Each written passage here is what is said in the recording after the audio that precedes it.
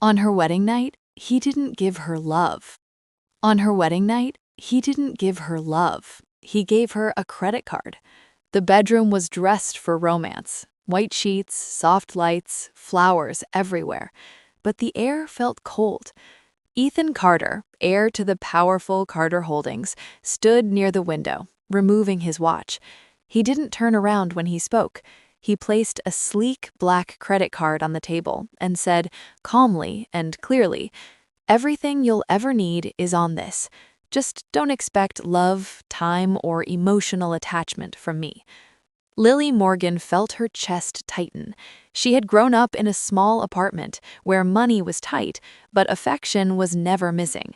Tonight, she had married into unimaginable wealth, yet this room felt emptier than any place she had ever lived. She waited for him to laugh and say he was joking. She waited for his tone to soften. It didn't. That was the moment Lily understood. She wasn't chosen. She was accepted under conditions. This marriage wasn't about love. It was about convenience. By sunrise, the house had already placed her in a category. Ethan's mother, Margaret Carter, observed Lily quietly over breakfast. Her manners, her background, her silence. There was no warmth in her eyes, only evaluation. His sister, Claire, smiled politely in front of others and dismissed her completely when no one was watching. To them, Lily wasn't family. She was a social adjustment. Ethan treated her no differently. At the breakfast table, he read emails while she sat across from him, untouched tea growing cold. He didn't ask if she slept well. He didn't ask how she was feeling. When guests visited, he introduced her briefly. "This is my wife." Never her name, never with pride. At night, they shared the same room but lived separate lives. He came in late. She learned not to ask why. There were rules, unspoken but firm. Don't interfere in his work. Don't ask personal questions. Don't expect affection. Lily tried to make it work. She adjusted. She stayed quiet. She hoped. But it became clear very quickly. To Ethan Carter, she wasn't a partner. She was a responsibility he had already paid for. Weeks passed, then months. From the outside, their marriage looked perfect. Photos on social media, luxury vacations, elegant parties. But inside the mansion, Lily felt like a guest who had overstayed her welcome. Ethan never asked her opinion, never included her in decisions, never touched her unless it was necessary for appearances. When she tried to talk about her feelings, he became distant. "You knew what you were marrying into," he said once. "I don't do emotional drama." Slowly, Lily stopped sharing her thoughts, stopped asking questions, stopped expecting warmth. Margaret Carter noticed everything, but said nothing. One afternoon, Lily overheard her speaking to a friend on the phone. "She's decent," Margaret said calmly. "Not our kind, but manageable." Manageable. That word stayed with Lily longer than any insult.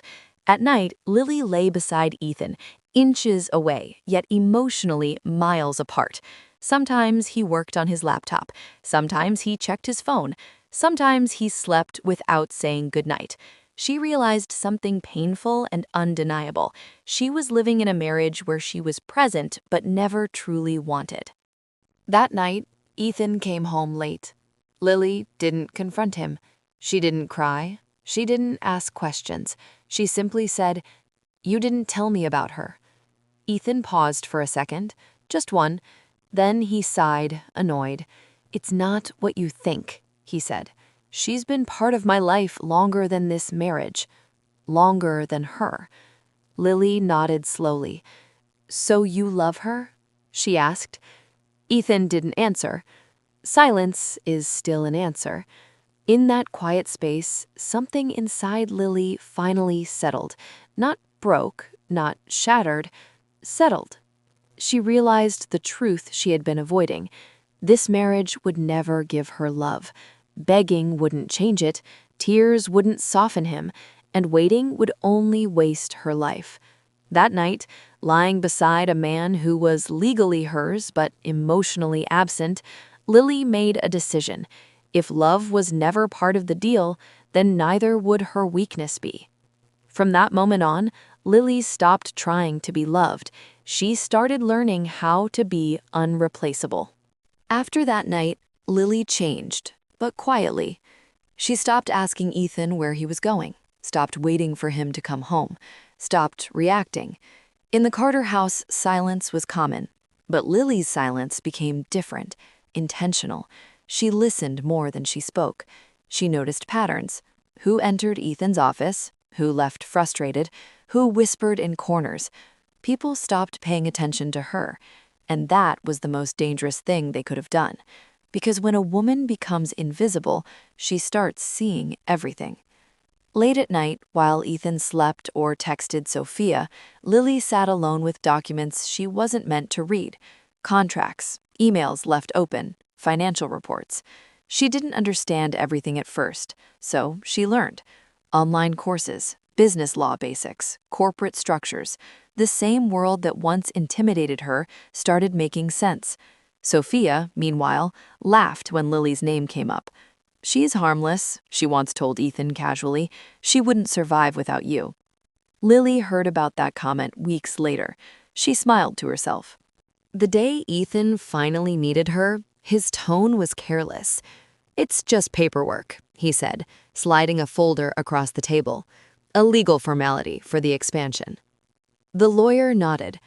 "A minority share transfer," he explained quickly. 10%. Required because of marital asset laws. Lily didn't rush. She read every page, every clause, every implication. 10% of Carter Holdings, not control, but access, voting rights, transparency, protection. She signed. No hesitation, no emotion. And with that single signature, the balance of power shifted. The change wasn't loud, it never is, but suddenly, emails included Lily, meetings paused when she entered, lawyers answered her directly. Margaret Carter began asking Lily's opinion politely. Sophia noticed too. "You seem confident lately," she said once, studying Lily carefully. Lily smiled. Understanding changes people. Sophia didn't realize it yet, but she was no longer competing with a weak wife. She was standing across from a woman with leverage. The credit card had been lying in Lily's drawer for months, the same card Ethan had placed between them on their wedding night, cold, shiny, final. That evening, Ethan was relaxed, confident, talking about an upcoming merger like everything was still under his control. Lily waited until he finished. Then she walked to the table and placed the card down gently, right in front of him. "I don't need this anymore," she said. Ethan looked at the card, then at her, confused, almost amused. "What's this supposed to mean?"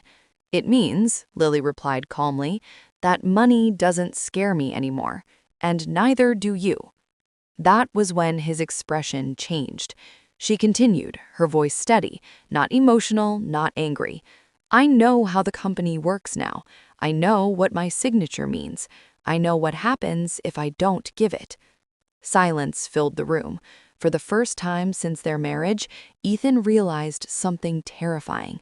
The woman he had dismissed as dependent was no longer dependent on him at all. The credit card that once symbolized control now looked small and useless on the table. Lily didn't leave the marriage suddenly. She planned. She consulted lawyers quietly. She reviewed documents carefully. She made sure every step was legal, clean, and irreversible. When the separation was announced, there was no scandal, no shouting, no drama, just shock. Margaret Carter struggled to hide it. Sophia stopped calling when she realized influence had shifted. And Ethan finally understood the cost of arrogance. Lily walked away with her name attached to real assets, financial security she earned through patience, and a confidence no mansion could ever give her. She didn't take revenge. She didn't destroy him. She simply outgrew him. Because the truth was this: they thought they had rescued a poor girl. They thought they had bought silence and obedience. What they actually did was give a determined woman front row access to the very system that once excluded her, and she mastered it. If this story touched your heart, don't forget to like this video. If you believe silent strength is more powerful than loud revenge, subscribe to the channel and become part of our growing family.